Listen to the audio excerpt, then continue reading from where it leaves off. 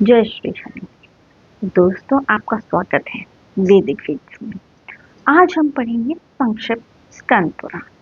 दोस्तों, आप मेरे चैनल के माध्यम से इस बुक को पढ़ सकते हैं। मैं इसमें बुक रीडिंग करती हूँ और आप लोगों के साथ लाइव भी आऊंगी और हम लोग साथ में पढ़ेंगे।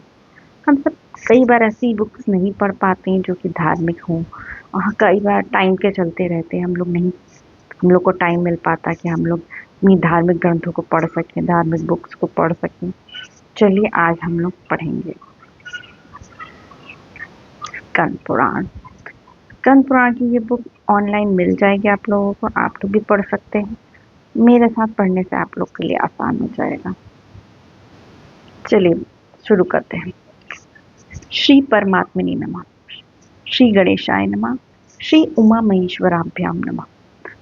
संक्षिप्त श्री स्कंद महापुराण, माहेश्वर खंड, केदार खंड। भगवान शिव की महिमा, दक्ष का शिव जी से द्वेष तथा दक्ष यज्ञ में सती का गमन।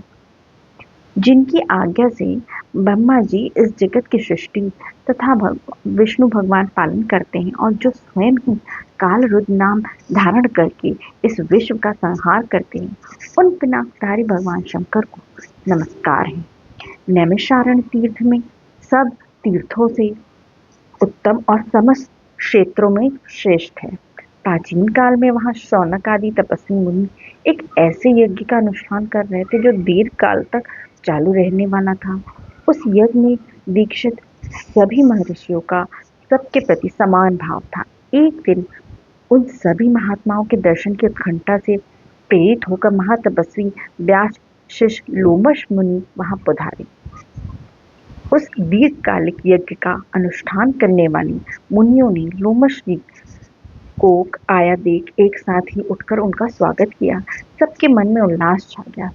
सभी उनके दर्शन के लिए उत्सुक थे। वे पाप रहित महाभाग महर्षि गण लोमश जी को अर्घ और पाद निवेदन करके उनके सत्कार में लग गए। आतिथ्य के पश्चात उन्होंने विस्तार पूर्वक शिव धर्म सुनाने के लिए लोमश जी से प्रार्थना की। इस पर उन्होंने शिव जी के उत्तम महात्म का इस प्रकार वर्णन आरंभ किया। लोमश जी बोले, 18 पुराणों में परम पुरुष भगवान शिव की महिमा का गान किया गया है, अतः शिव जी के महात्म का पूर्णतया वर्णन कोई भी नहीं कर सकता। जो लोग शिव इस 2 अक्षर के नाम का उच्चारण करेंगे उन्हें स्वर्ग और मोक्ष दोनों प्राप्त होंगे, इसमें तनिक भी संदेह नहीं है। महादेव जी देवताओं के पालक और सबका शासन करने वाले हैं। वे बड़े उदार और घरदानी हैं। उन्होंने अपना सब कुछ दूसरों को दे डाला, इसीलिए वे सर्व या शर्व कहे गए हैं। जो सदा कल्याण करने वाले भगवान शिव जी का भजन करते हैं वे धन्य हैं। जिन्होंने दूसरों की रक्षा के लिए विष भक्षण किया, दक्ष यज्ञ का विनाश किया, काल को दग्ध कर डाला और राजा श्वेत को संकट से छुड़ाया, उन महादेव जी की महिमा का वर्णन कौन कर सकता है। मुनियों ने पूछा, मुनि भगवान शिव ने कैसे वृक्ष भक्षण किया तथा कैसे दक्ष यज्ञ का विनाश किया, वे सब बातें हमें बताइए। हमारे मन में वह सब सुनने के लिए बड़ी उत्कंठा है। महर्षि बोले, वे प्रगण पूर्व काल की बात है। प्रजापति दक्ष ने परमेश्वरी ब्रह्मा जी के कहने से अपनी पुत्री सती का विवाह महात्मा शंकर जी के साथ कर दिया था। एक दिन वे ही दक्ष स्वेच्छानुसार घूमते हुए नैमिषारण्य में आए। वहां के ऋषि मुनियों ने उनका बड़ा आदर सत्कार किया।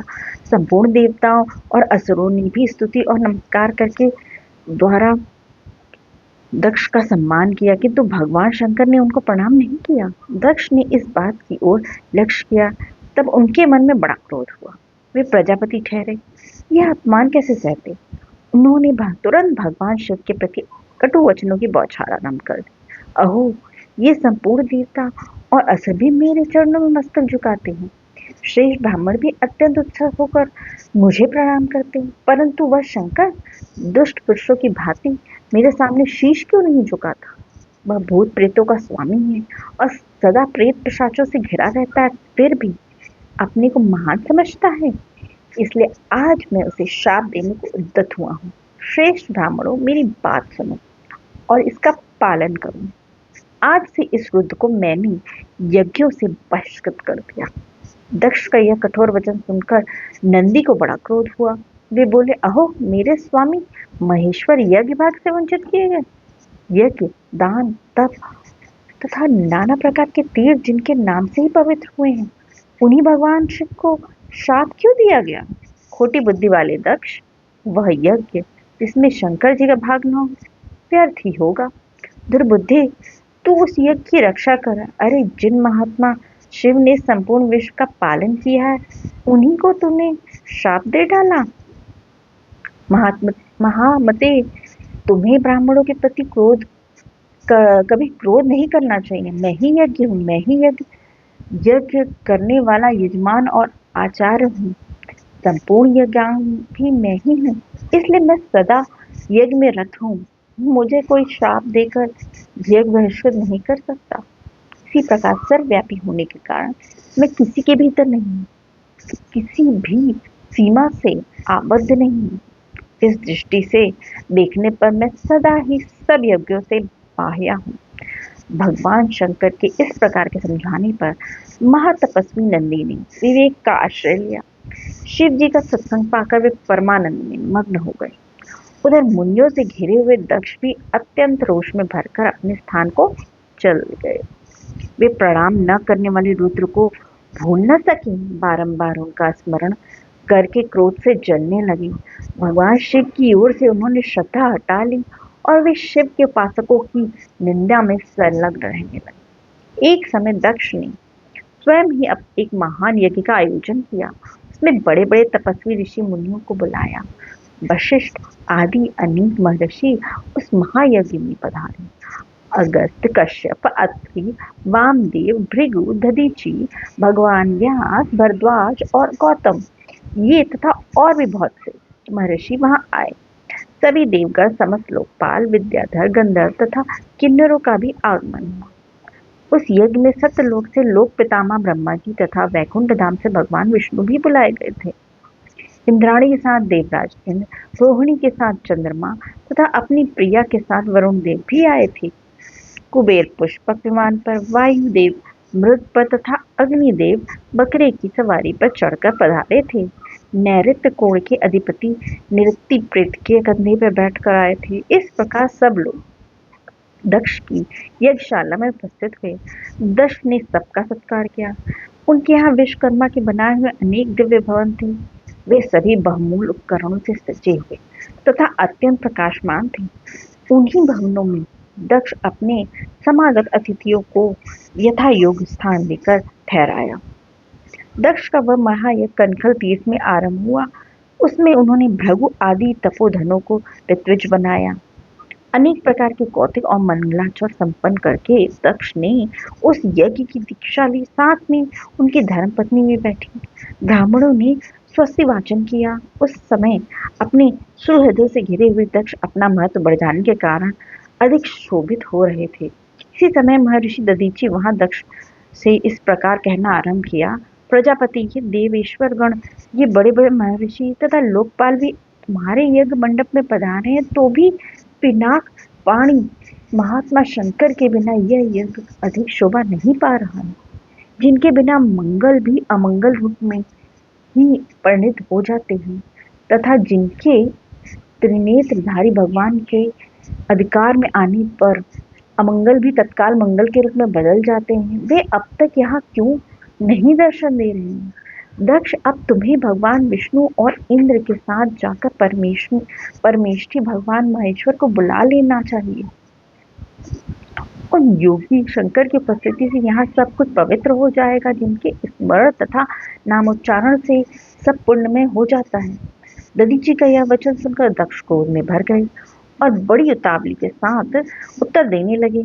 उनका भीतरी भाव तो दूषित था, किंतु ऊपर से वे हंसते बोल रहे थे। उन्होंने कहा, संपूर्ण देवताओं के मूल भगवान विष्णु, जिनमें सनातन धर्म की स्थिति है, जिनमें संपूर्ण वेद, यज्ञ और नाना प्रकार के सत्कर्म भी प्रतिष्ठित हैं, वे भगवान विष्णु तो यहाँ पधारे हुए ही हैं ही। सत्यलोक से लोक पितामह ब्रह्मा जी भी आ गए हैं। उनके साथ समस्त वेद, उपनिषद और नाना प्रकार के आगम भी हैं। इसी प्रकार आप जैसे निष्पाप महर्षि गण भी आ ही गए हैं। जो जो यज्ञ कर्म के योग्य है, शांतचित और सुपात्र है, वे सब महात्मा यहाँ पदार्पण कर चुके हैं। आप सब महर्षिगण वेद के वाक्य तथा उसके अर्थ के भी तत्वज्ञ, दृढ़ता पूर्वक व्रत का पालन करने वाले हैं। आपके होते हुए अब हमें रुद्र से क्या प्रयोजन है? ब्राह्मण, आप सब लोग मिलकर मेरे इस महान यज्ञ को सफल बनावे। दक्ष की बातें सुनकर दधीचि ने कहा, पवित्र अंतःकरण वाले समस्त श्रेष्ठ महर्षियों और देवताओं के समुदाय में यह बड़ा भारी अन्याय हुआ है कि भगवान शिव को आमंत्रित नहीं किया गया। महात्मा शंकर के बिना इस यज्ञ में शीघ्र ही महान विघ्न होने वाला है। यूं कहकर महर्षि दधीचि अकेले ही दक्ष की यज्ञशाला से निकल पड़े और तुरंत अपने आश्रम को चले गए। उनके चले जाने पर दक्ष हंसते हुए कहा, ब्राह्मणों, दधीचि शंकर के प्रेमी हैं, वे चले गए हैं। आप सब लोग वैदिक सिद्धांत में रत रहने वाले हैं। भगवान विष्णु आप सबके अग्रणी हैं। अब शीघ्र ही आप लोग मेरे यज्ञ को सफल बनावे। तब उन सभी महर्षियों ने महादेवी यज्ञ प्रारंभ किया। इसी समय महादेवी दक्ष कुमारी सती जी ने, जो गंधमादन पर्वत पर अपनी सखियों के साथ विराजमान थी, रोहिणी के साथ चंद्रमा को कहीं जाते हुए देखा। वे यज्ञ में ही जा रहे थे। सती ने अपनी सखी विजया से कहा, विजय, तो शीघ्र जाकर पूछ तो सही कि चंद्रमा कहाँ जाएंगे। उनके आदेश से विजया चंद्रमा के समीप गई और यथोचित विनय के साथ उनकी यात्रा का उद्देश्य पूछा। चंद्रमा दक्ष के यज्ञ में जाने का सब वृतांत बता दिया। यह सुनकर विजया को बड़ा हर्ष और विस्मय हुआ। उसने तुरंत लौटकर सती से चंद्रमा की कही हुई सब बातें कह सुनाई। सुनकर सती देवी ने विचार किया, क्या कारण है जो पिताजी ने मुझे नहीं बुला रहे हैं? क्या मेरी यशस्विनी माता भी मुझे भूल गई हैं? आज मैं भगवान शंकर से इसका कारण पूछती हूँ। यह निश्चय करके सती देवी ने सखियों को वहीं ठहरा दिया और स्वयं भगवान शंकर के पास गई। उन्होंने देखा त्रिनेत्रधारी महेश्वर सभा मंडप में विराजमान है। चंड मुंड आदि सभी पार्षदों ने सब ओर से घेर कर बैठे हैं।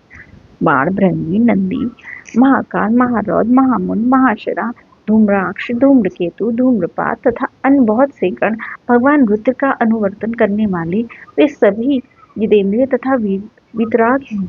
लोक कल्याणकारी भगवान शंकर इन सब से घिरे हुए हैं और परम अद्भुत आसन पर विराजमान है। सती का मन भगवान शिव का दर्शन करते ही उनकी ओर आकृष्ट हो गया।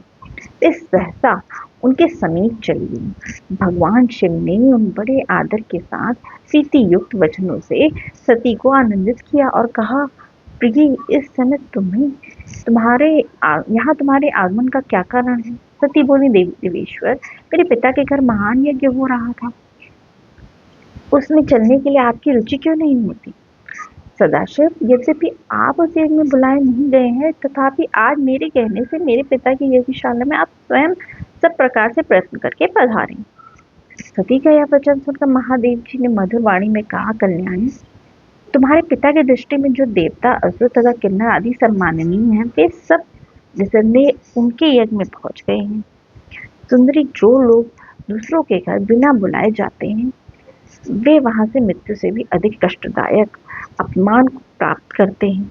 शुभे, दूसरों के घर जाने पर इंद्र भी लघुता को प्राप्त होते हैं, इसलिए तुम्हें भी दक्ष के यज्ञ में नहीं जाना चाहिए।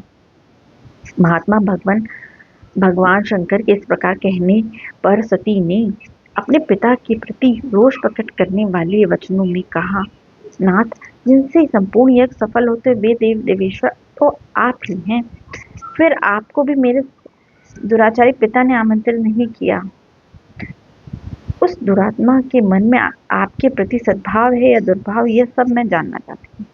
इसलिए अभी पिता के यज्ञ में जाती हूँ। देव जगतपति, मुझे वहां जाने की आज्ञा दीजिए। सती देवी के योग कहने पर भगवान महेश्वर बोले, उत्तम व्रत का पालन करने वाली देवी, यदि ऐसी बात है तो इस नंदी पर सवार होकर नाना प्रकार के प्रथम गणों को साथ लेकर तुम शीघ्र वहां की यात्रा करो, मैं आज्ञा देता हूँ। भगवान शिव के आदेश से 60,000 रुद्रगण सती देवी के साथ चले गए। उन गणों से घिरी हुई देवी ने अपने पिता के घर की ओर प्रस्थान किया। सती देवी जब पिता के घर चली गई, उस समय सब बातों पर विचार करके भगवान महेश्वर अपने मुख से यह मिस्र निकाला, अपने पिता द्वारा अपमानित होकर दक्ष कुमारी सती अब फिर यहाँ लौटकर नहीं आएंगी। और आगे की कथा हम अगले एपिसोड में देखेंगे। Thank you. Bye bye.